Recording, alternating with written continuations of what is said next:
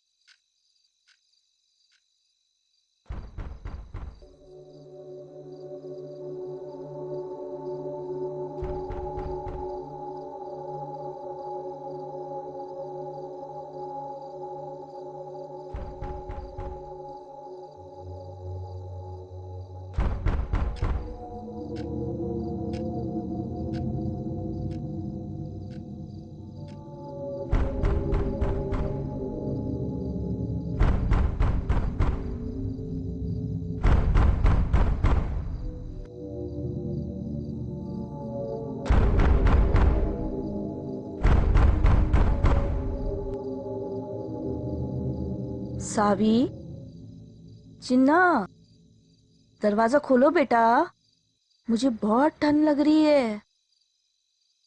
सावी, चिन्ना, दरवाजा खोलो बेटा।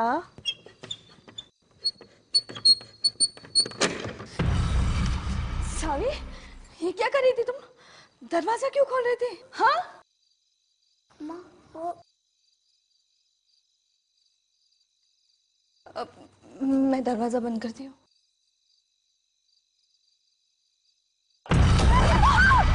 सावी, सावी भाग जाओ, सावी छुप जाओ, बाहर नहीं आना, छुप जाओ।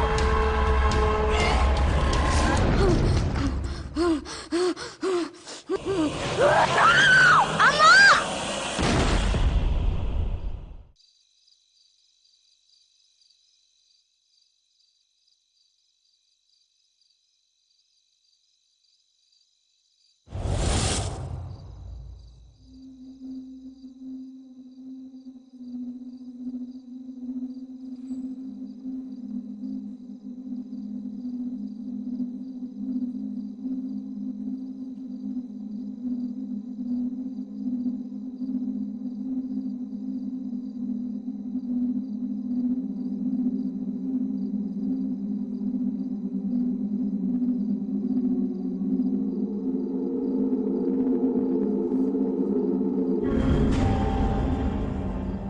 तुम अभी घर नहीं गई? नहीं, वो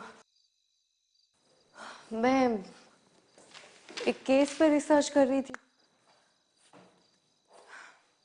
ये देखो, आज पेपर में गोवा में हुए एक रीसेंट डेथ का आर्टिकल आया था। विक्टिम की बॉडी उसके घर से मिली और बॉडी पे बहुत सारे स्क्रैचेस और कट्स थे, जैसे किसी जानवर ने उस पर अटैक किया। और ये देखो, क्राइम सीन पे भी कुछ इस तरह के सिंबल्स मिले हैं। मैं हमारी फाइल से चेक कर रही थी, मुझे लगा शायद मर्डर घर के अंदर हुआ है और कोई फोर्स्ड एंट्री भी नहीं है।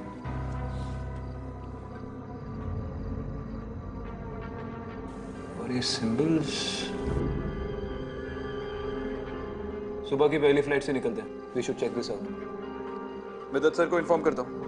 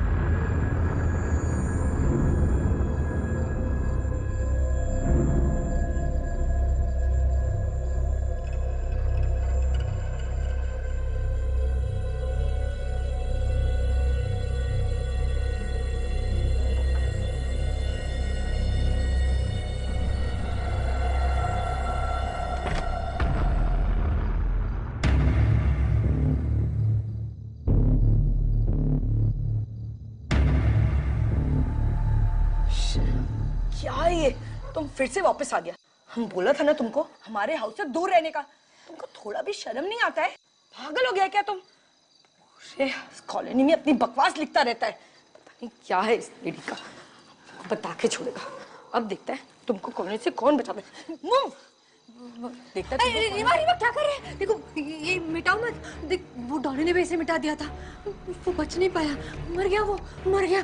तुम मत मिटाओ इसे। व्हाट तुम कहना क्या चाहते हैं? डॉनी बॉस को तुम मारा और अब तुम हमको मारने का धमकी दे रहा है। वेट, कल हम पुलिस स्टेशन जाके तुम्हारे अगेंस्ट कंप्लेंट करवाएगा, फिर देखता है तुम हमको धमकी कैसे देते हो। रीमा मत, रीमा।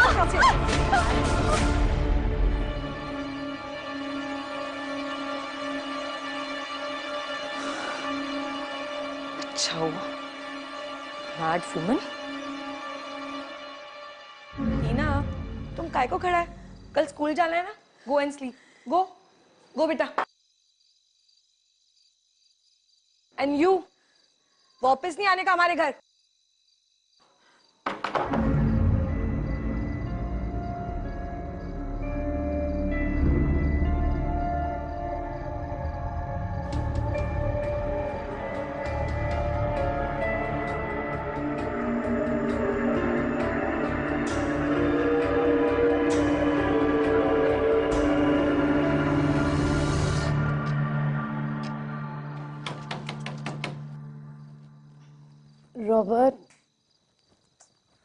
रॉबर्ट, उठो ना मैन। देखो ना डोर पे कोई है। Robert get up. घर काय को वापस आता है जब सारा काम हमको करना पड़ता है।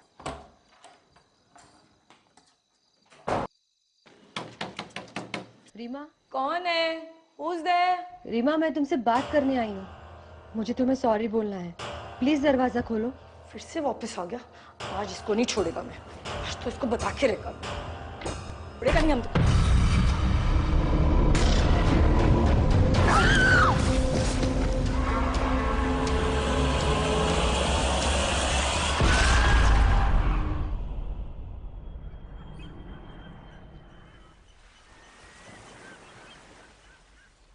सर, ये रहे डोनीवास के क्राइम सीन के फोटोज। क्या आप इसी सिंबल्स की बात कर रहे थे?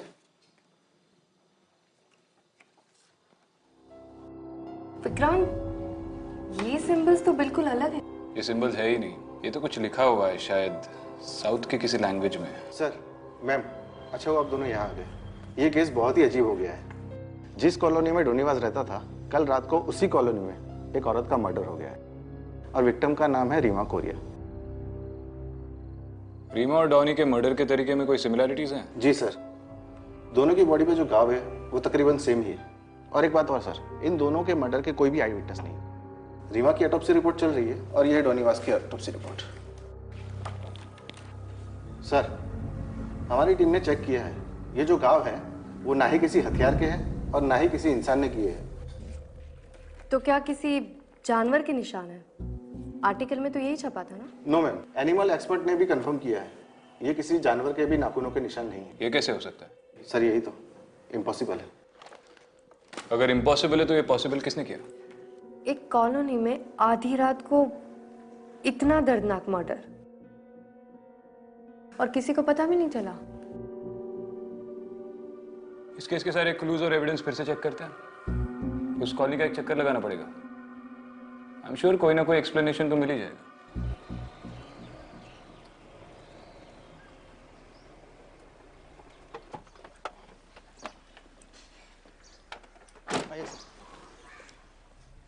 यही है फर्स्ट विक्टिम डोनीवास का घर। उसका डेथ के बाद उसका पूरा फैमिली ये कंट्री छोड़ के चला गया है। कौन कौन थे उसकी फैमिली में? मैम, उसकी वाइफ कैरन और उसका बेटा गिलबर्ट। इस गिलबर्ट की उम्र क्या होगी? सर, यही कोई 6-7 इयर्स। और घर में कहीं से भी फोर्स एंट्री नहीं थी? No sir.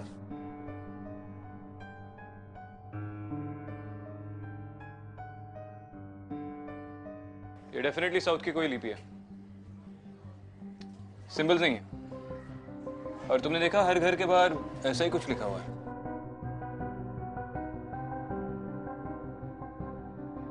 हाँ विक्रांत, इनफैक्ट इसी तरह की लिपि बैंगलोर वाले केस फाइल्स में भी थी।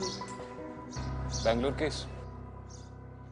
1919 के बैंगलोर मर्डर। उस वक्त भी क्राइम सीन पर इसी तरह की लिपि में कुछ लिखा मिला था। सर, और जितनी भी बॉडीज मिली उस पर क्लॉ मार्क्स थे, जैसे कि रीमा और डॉनी की बॉडी पर मिले। तो हो सकता है कि किलर ने फिर से अटैक करना शुरू कर दिया। Serial killings. सर, यही है रीमा का घर।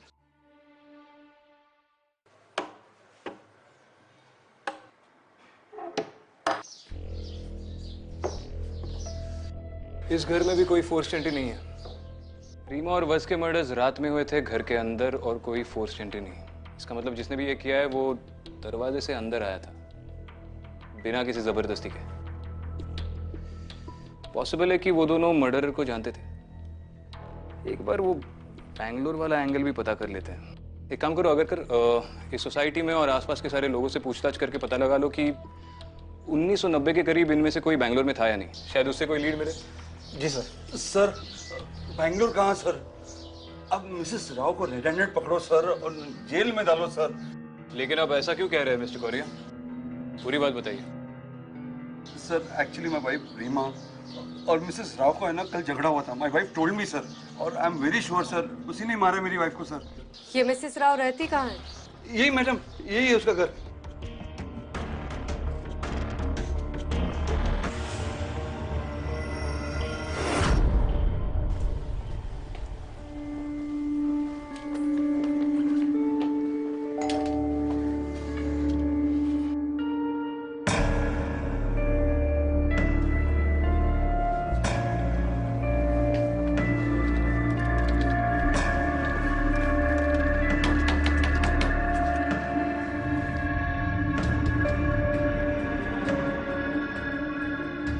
अगर जी सर।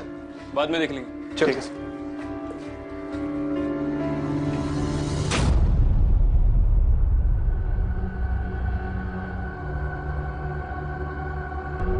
अदिति,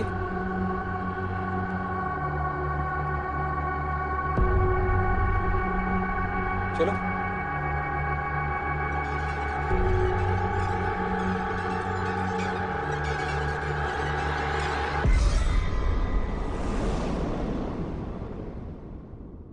दरवाजा क्यों खोल रहे थे? मैंने मना किया था ना, दोबारा मत करना।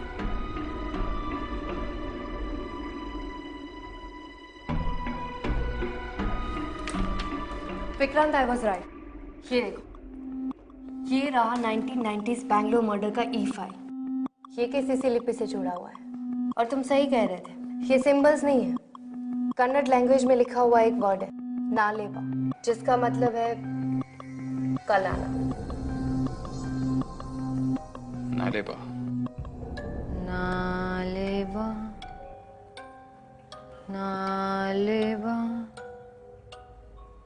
नालेबा,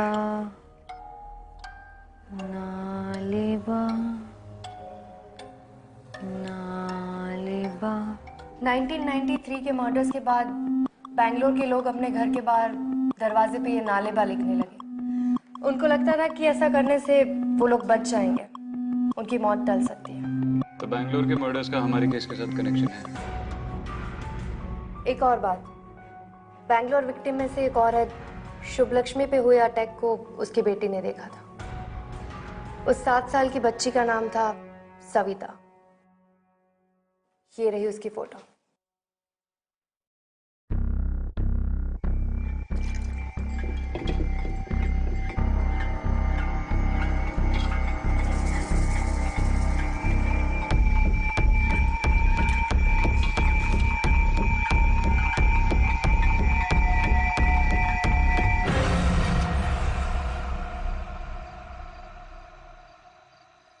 ठीक है, चलो बाद में बात करता हूँ।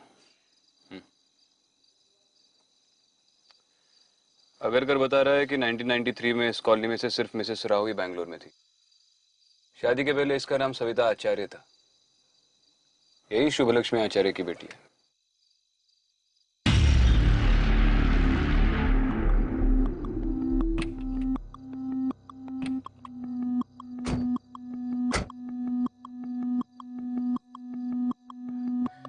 मन्नू,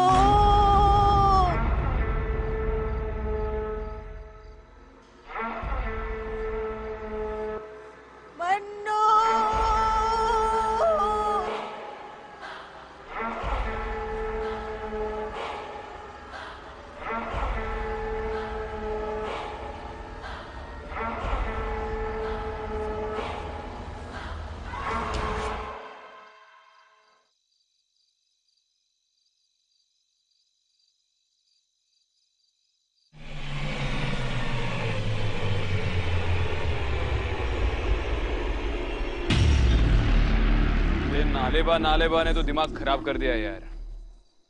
अरे तुम यहाँ क्या कर रही हो? वहां पे वो सविता घरों के बाहर नालेबा लिख रही है। चलो।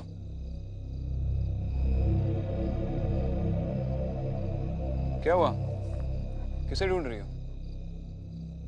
विक्रांत, अभी यहाँ पर एक औरत खड़ी थी, यहीं पर थी वो, एकदम बिल्कुल मेरे सामने थी मतलब कहाँ गई? वही तो, अचानक से कहाँ चली गई? वहम होगा तुम्हारा। चलो।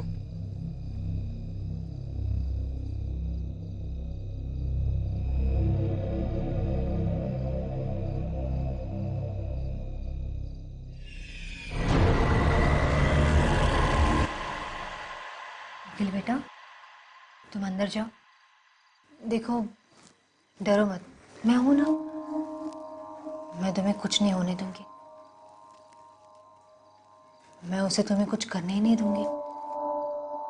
जाओ, अंदर जाओ।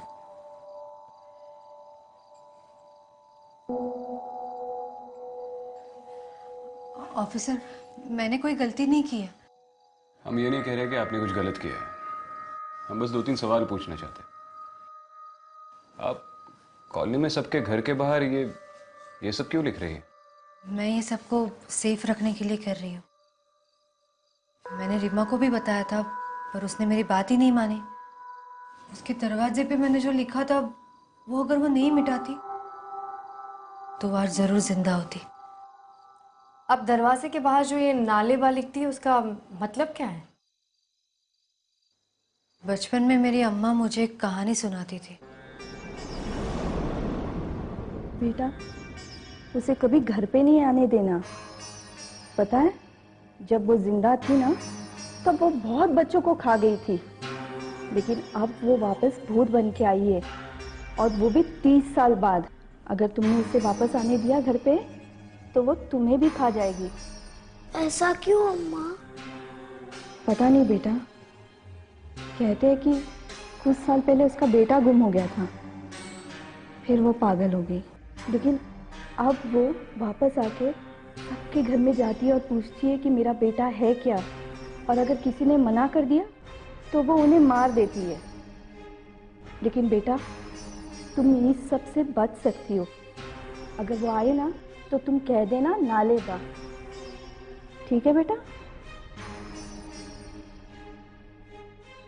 मैंने कभी सोचा नहीं था कि मेरी अम्मा की कही वो कहानी एक दिन सच निकलेगी, कि वो एक कहानी मेरी जिंदगी की सबसे दर्दनाक सच्चाई बनेगी।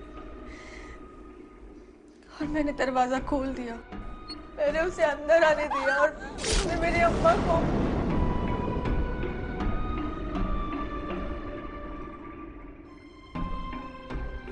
सॉरी सविता, पर क्या आप हमें बता सकती है, जिस दिन आपकी माँ पर अटैक हुआ था, तब आपने उस औरत को देखा था?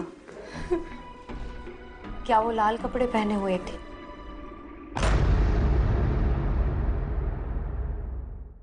हाँ, उस दिन मैं तो बच गई, पर वो मेरी अम्मा को ले गई। उसके बाद मेरे अप्पा ने मुझे वहां से दूर भेज दिया, पहले मुंबई, फिर यहाँ। पूरी जिंदगी में बस उसके डर में जीती रही, और अब वो वापस आ गई है। हर रात मुझे उसकी आवाज सुनाई देती है। वो यहाँ दरवाजे के बाहर मेरा इंतजार करती है। मैं अगर दरवाजे के बाहर नालेबा ना लिखूं ना, तो मुझे जिंदा नहीं छोड़ेगी, मार डालेगी मुझे। इसलिए मैं। सविता, अगर वो आपको मारना चाहती है, तो फिर आपके पड़ोसियों पर क्यों हमले हो रहे? पता नहीं, पर उस वक्त भी ऐसे ही हुआ था। उसने सिर्फ मेरी अम्मा पर हमला नहीं किया था, बाकी कई लोगों पे किया था, छोटे बच्चों पे भी किया था। तभी मेरे अप्पा ने सबको बताया कि अगर हम घर के बाहर नालेबा लिखेंगे तो वो हमें तकलीफ नहीं पहुंचाएगी, वो हमें नहीं मारेगी। सबने वैसे ही किया, सबने अपने घर के बाहर नालेबा लिखा, और फिर वो हमें तकलीफ देना उसने बंद कर दिया। वो हादसे भी बंद हो गए। तो दरअसल रीमा की जान बचाने के लिए आप उसके घर के बाहर ये सब लिख रही थी? हाँ,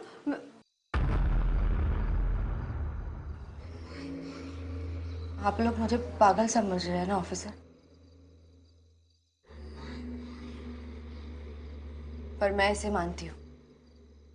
नालेबा लिखने या कहने से मौत टल जाती है।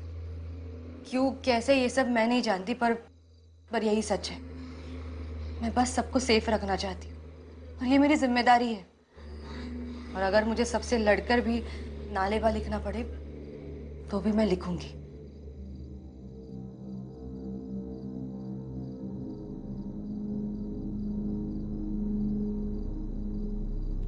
लेकिन आपके अप्पा को कैसे पता चला कि नालेबा लिखने से आप बच सकती हैं? पता नहीं, मैंने कभी उनसे पूछा नहीं, उन्होंने भी बताया नहीं।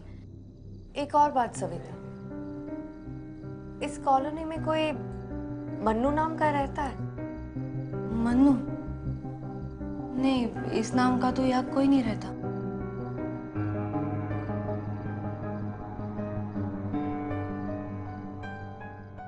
अगर नालेबा की बात सच है तो उसके बारे में कुछ ना कुछ आर्टिकल्स, रिसर्च रिपोर्ट हमें बैंगलोर की 90s की केस फाइल से मिली जाएंगी। लेकिन सविता का बैकग्राउंड चेक करना पड़ेगा। उस पूरी कॉलोनी में वो अकेली बैंगलोर से है जहाँ ये सारे मर्डर्स हुए थे। रीमा और सविता का जिस रात झगड़ा हुआ उसी रात रीमा का मर्डर भी हो गया। इतनी सारी चीजें सिर्फ एक कोइंसिडेंस नहीं हो सकती। विक्रांत, सविता सच बोल रही है। मैंने उसकी आंखों में वो डर देखा है और मैं जानती हूँ कि उस कॉलोनी में जरूर कुछ ना कुछ है। हाँ, कुछ ना कुछ तो है। और फैक्ट्स ही देख, 1990s के मर्डर और अब के मर्डर में कितनी सारी चीजें कॉमन है। और उस वक्त सविता सिर्फ 7 साल की थी। इतनी छोटी बच्ची और serial killing, it's highly unlikely. और वो दोनों लोग जो मारे गए थे, रीमा और डॉनी, सिर्फ उन दोनों के डोर से ही वो राइटिंग साफ की गई है। और वो राइटिंग्स भी सविता नहीं लिखी। देखो, मैं ये नहीं कह रहा कि वो बैंगलोर के मर्डर्स सविता ने किए। और जिस लड़की ने इतनी कम उम्र में अपनी आंखों के सामने माँ का मर्डर देख लिया हो, सोचो वो कितने ट्रॉमा से गुजरी होगी। और सविता ने हमें सिर्फ एक कहानी सुनाई है। हमें उसके अप्पा से बात करनी चाहिए।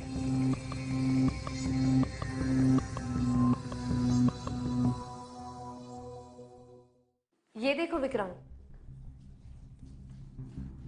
1963 में मन्नू नाम के लड़के की मिसिंग रिपोर्ट है और रिपोर्ट उसकी माँ लाली ने वहां के जमींदार के खिलाफ लिखवाई। That's it? और कोई इन्फॉर्मेशन तो है नहीं? बच्चा मिला या नहीं, या फिर फैमिली से रिलेटेड कोई इन्फॉर्मेशन? आई थिंक हमें बैंगलोर से 1963 से लेके 1993 तक की मन्नू, लाली और जमींदार से रिलेटेड फाइल्स मंगवानी चाहिए। मंगवा लो।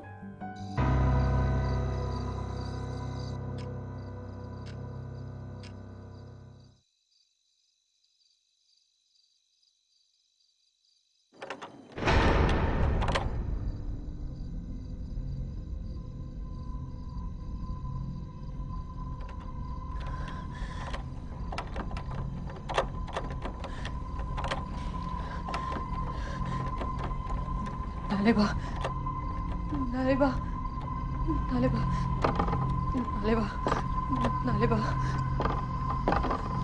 नालेबा, नालेबा, नालेबा। तेरे ये पागलपन की वजह से ना कितनी बार हमें घर बदलना पड़ा। फिर से तूने वही हरकतें शुरू कर दी। नहीं, मेरी बात सुनो। चुप, बिल्कुल चुप। अब मैं तुम्हारी एक बात नहीं सुनूंगा। तेरे कारण घर में पुलिस आई ना पुलिस। क्या चाहती है? जेल जाना चाहती तू? नहीं, मैं मेरा नहीं तो कम से कम अखिल का ध्यान कर। क्या कर रहे हो? क्या ढूंढ रहे हैं? देखिए, ये ऐसा मत कीजिए, मेरी बात सुनिए। आप इसे मत मिटाइए। देखिए, इसे मिटा देंगे तो हम बच नहीं पाएंगे। कितना छोटा है, अगर हमें कुछ हो गया तो अरे हाँ, क्या होगा? सुनिए मेरी बात, मत मिटाइए इसे। रुकिए। बस सविता, चुप। मुझे पता है कि मुझे क्या करना है। तुम जाके अपना काम करो। जाके अखिल का ध्यान रखो। देखिए, कहा ना जा अंदर।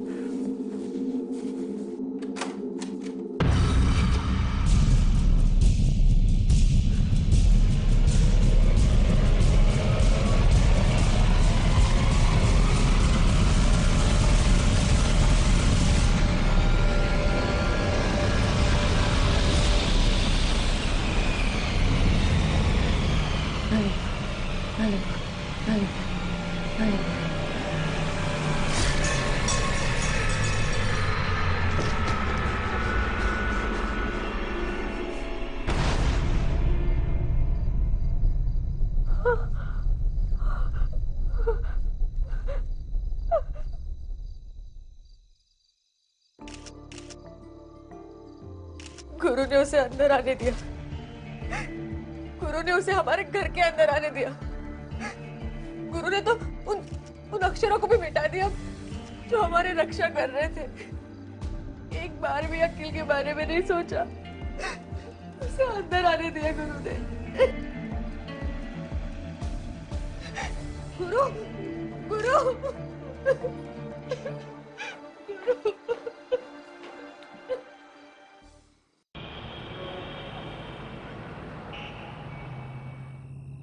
अब तुम भी मानते हो ना कि सविता बेकसूर है?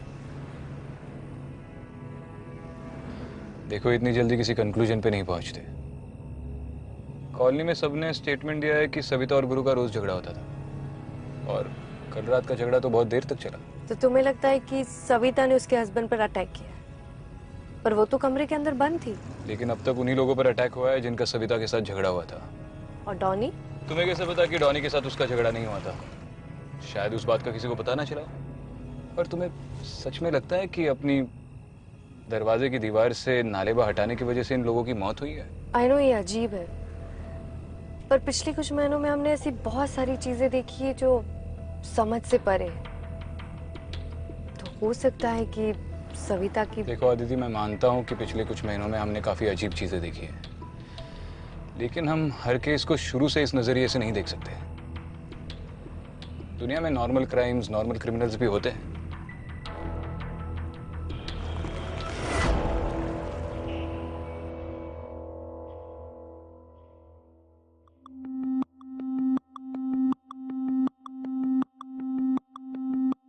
इस फाइल में लिखा है कि मन्नू के खो जाने के बाद उसकी मां लाली पागल हो गई और उसने खुदकुशी कर ली।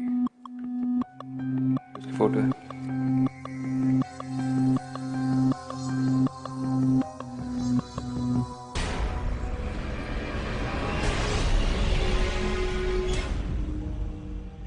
ये तो वही औरत है विक्रांत, जिसे उस रात मैंने देखा था।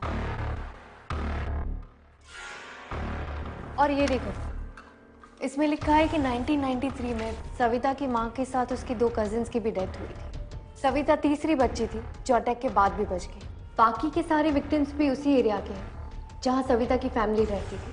तो हो सकता है कि वो सविता को ढूंढते हुए वापस आई। तो क्या 25 सालों से छुट्टी पे थी? ये सब 25 सालों के बाद क्यों हो रहा है? और अगर सविता और उसकी फैमिली उसका टारगेट है, तो फिर उसके पड़ोसियों पे अटैक क्यों कर रही है? वही तो पता लगाना है। सर, एक बैड न्यूज़ है। सविता और उसके बेटे अखिल का एक्सीडेंट हो गया। कौन सा हॉस्पिटल?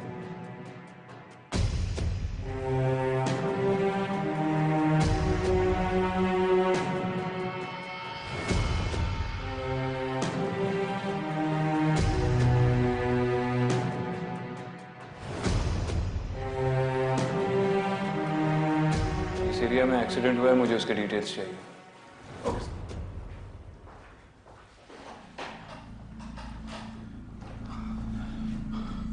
सविता। जी आप? मैं सविता का अप्पा। अखिल, अखिल बेटा, बेटा तू ठीक तो है ना? तुझे ज्यादा चोट तो नहीं है? ये क्या? मैं एसीपी विक्रांत और ये एसपी अदिति। हम ये केस इन्वेस्टिगेट कर रहे हैं। कुछ इन्वेस्टिगेट नहीं करना है, हमें बस यहाँ से निकलना है। मैं भी अपनी बच्ची को डिस्चार्ज करा के यहाँ से ले जाऊंगा। आप इन्हें ऐसे नहीं ले जा सकते। और वैसे भी सविता इस हालत में ट्रैवल नहीं कर सकती।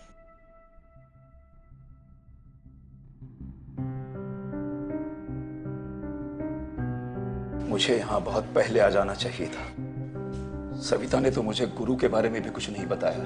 वो तो पुलिस स्टेशन से फोन आया तब मुझे पता चला। सविता और अखिल को अगर कुछ हो गया तो मैं जी नहीं पाऊंगा। मुझे उन दोनों को यहाँ से दूर ले जाना होगा। दूर जाने से कुछ नहीं होगा मिस्टर राजा, ये आपको भी मालूम है। अगर कुछ होता तो सविता के इतने बार घर बदलने से प्रॉब्लम ही सॉल्व हो जाती। देखिए, इन अटैक्स को रोकने के लिए यहीं रुककर उसका सामना करना होगा। एंड आई एम श्योर आप इसमें हमारी मदद कर सकते हैं। क्या करना होगा मुझे? आप किसी मन्नू को जानते हैं? उसकी माँ का नाम लाली। मुझे हमेशा से ही लगता था कि लाली वापस आएगी, पर मैं किससे कहता? कौन विश्वास करता है इन सब बातों पर? मुझे डर था कि वो अपने बेटे को ढूंढते हुए जरूर आएगी। मन्नू के साथ जो हुआ बहुत बुरा हुआ। काश मैंने उस वक्त कुछ किया होता तो आज मेरी बेटी की जिंदगी और उसका परिवार बच जाता। मिस्टर आचार्य, प्लीज हमें पूरी बात बताइए। मन्नू के साथ हुआ क्या था? मन्नू अपने पिता की उधारी चुकाने के लिए हमारे घर पर काम किया करता था। मेरे अप्पा बहुत क्रूर थे। मन्नू 7 साल का था। अप्पा घर का सारा काम उससे करवाते थे। बीमार पड़ गया बच्चा। मन्नू की माँ मन्नू को ले जाने के लिए रोज हमारे घर आती थी, पर मेरे अप्पा कोई ना कोई बहाना बनाकर उसे रोज भेज दिया करते थे, ये कह के कि कल आना। मन्नू की माँ ने मन्नू को बचाने के लिए बहुत से लोगों से मदद मांगी, लेकिन अप्पा के डर से किसी ने मन्नू को बचाने की कोशिश नहीं की। और एक दिन अचानक मन्नू गायब हो गया। मन्नू, मन्नू, मन्नू! फिर मन्नू कभी मिला ही नहीं? नहीं, पर मेरे अप्पा के आखिरी दिनों में मैंने उन्हें खेत के पास वाली झील के बारे में बोलकर रोते हुए सुना। तब मुझे यकीन हो गया कि मेरे अप्पा ने मन्नू को, उसकी मां बिल्कुल पागलों जैसी हो गई थी। लोगों के घरों पर दस्तक देकर अपने बेटे को ढूंढा करती थी और लोग उससे कहते कि कल आना। ना ले बा। फिर एक दिन पता चला कि लाली ने खुदकुशी कर ली, लेकिन मरते हुए वो ये कह गई, किसी को जिंदा नहीं छोड़ूंगी, सबका खून बहाऊंगी, किसी के बच्चे को नहीं छोड़ूंगी। उसके बाद से मेरे परिवार के, पड़ोस के बच्चे और फिर सविता की मां की मौत।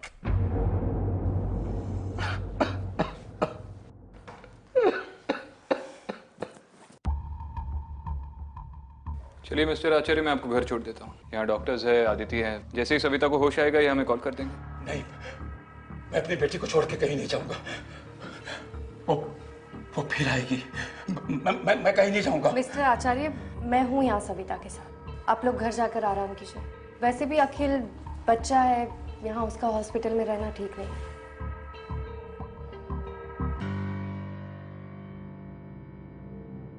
अखिल,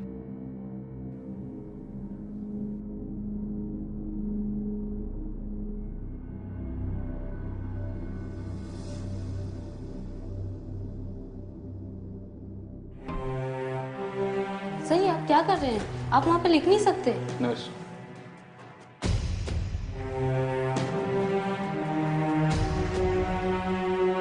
देखिए इसे मिटाइएगा मत।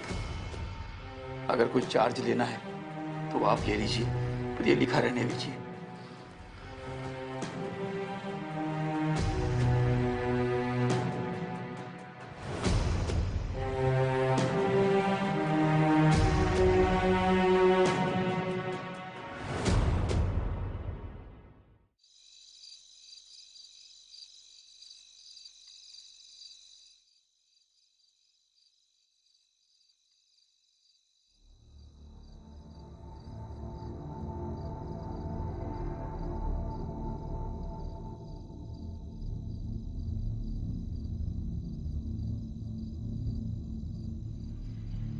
हाँ आदिति, इन केस फाइल्स में से एक केस मन्नू से मैच कर रहा है। इसके सारे डिटेल्स सविता के अब्बा के वर्जन से मिलते हैं। 1963 में मन्नू के गायब होने के कुछ 10 दिन बाद जमींदार आचार्य के घर के नज़दीक बहती झील में से एक 6-7 साल के बच्चे की बॉडी मिली थी। जब ये बॉडी मिली थी तब तक मन्नू की माँ लाली ने आत्महत्या कर ली थी और बच्चे की बॉडी पहचानने या उसे क्लेम करने कोई भी सामने नहीं आया। आई थिंक ये मन्नू ही था। हाँ विक्रांत, पर हम लोग अभी भी कुछ मिस कर रहे हैं। इतने सालों बाद ये सब कुछ क्यों? सविता ने ऐसा क्या किया जिसकी वजह से लाली उसे फिर से ढूंढ पाई। क्या वो अकील को छोड़ो, मेरे अकील को छोड़ो। नालेबा, नालेबा, नालेबा। विक्रांत, अखिल, जब मन्नू 7 साल का था तब वो गायब हो गया था, और ये रीमा और डॉनी के बच्चे भी 7 साल के हैं। तो जिनके घर में बच्चे हैं वो उन पे ही अटैक करती है। इतना ही नहीं, जब सविता और उसकी माँ पर अटैक हुआ था तब सविता भी 7 साल की थी। आई थिंक जिस उम्र में मन्नू गायब हुआ था उस उम्र से ज्यादा ये लाली इन्हें जीने नहीं देगी, यानी कि 7 साल। जब सविता 7 साल की थी तो उसकी माँ ने उसे बचा लिया था, उसके बाद से सारे अटैक बंद हो गए। पर अब अखिल 7 साल, विक्रांत अखिल 7 साल का है। शायद ये अटैक उसकी वजह से तो नहीं हो रहे। ये जो कोई भी है सविता के लिए नहीं है, अखिल के लिए वापस है। Vikrant be careful, I am sure वो वहां आएगी। वही तो मैं भी चाहता हूँ। मैं भी वहां पहुंचती हूँ।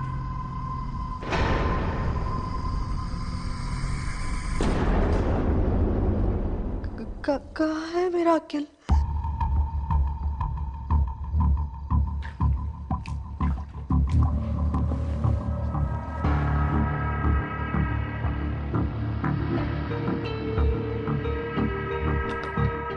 आइए मैम, गाड़ी रेडी है। आराम से, आराम से।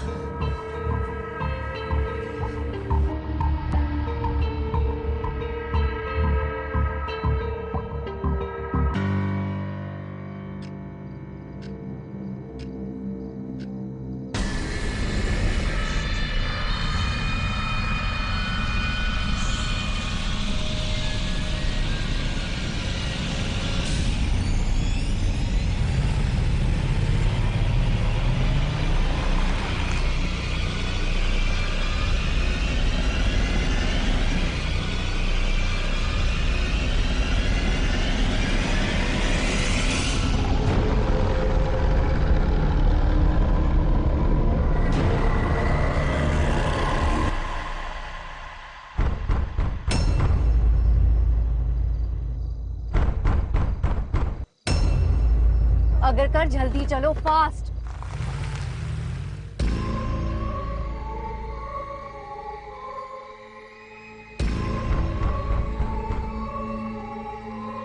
अखिल,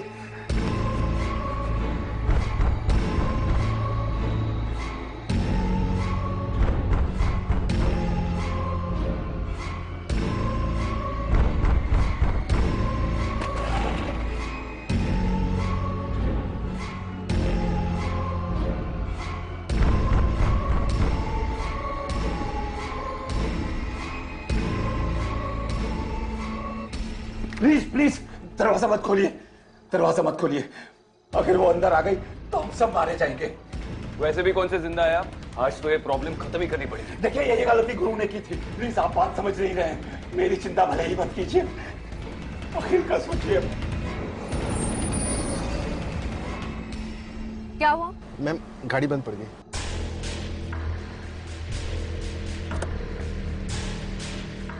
सविता,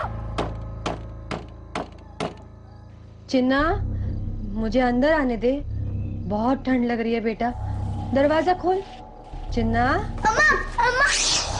अनु, अनु, अनु, अनु, अनु, अनु,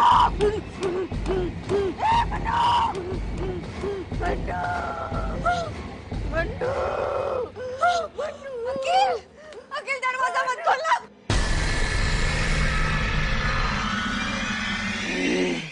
अखिल दरवाजा मत खोलो। रुक जाओ लाली।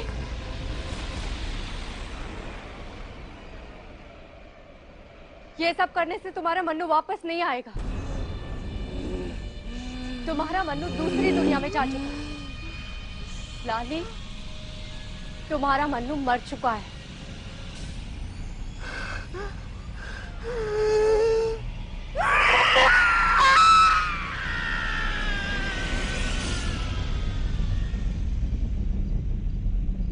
सविता, सविता, सविता तुम ठीक हो? ठीक हो सविता? मेरा अंकल। विक्रांत, इसे जल्दी से हॉस्पिटल ले जाओ। अंकल। सविता, अंकल। सविता, मैंने इस बार अखिल की जान बचा ली, और अगर वो वापस आती है तो मेरे अखिल को बचा लेना। सविता, मेरे अखिल को बचा लेना। सविता, सविता।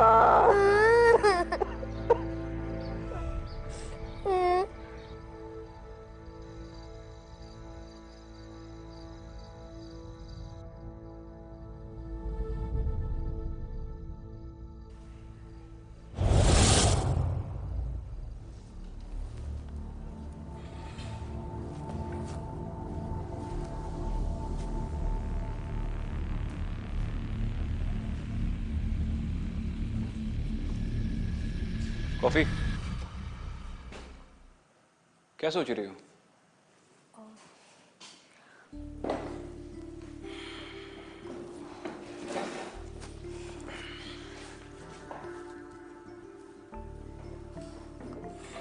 कुछ नहीं, मैं बस सोच रही थी कि लाली हमेशा के लिए अपने मन्नू के पास चली गई होगी या अपने बदले के लिए फिर वापस आएगी। मुझे कहीं ना कहीं डर है कि उसका साया अखिल के परिवार पर हमेशा मंडराता रहेगा।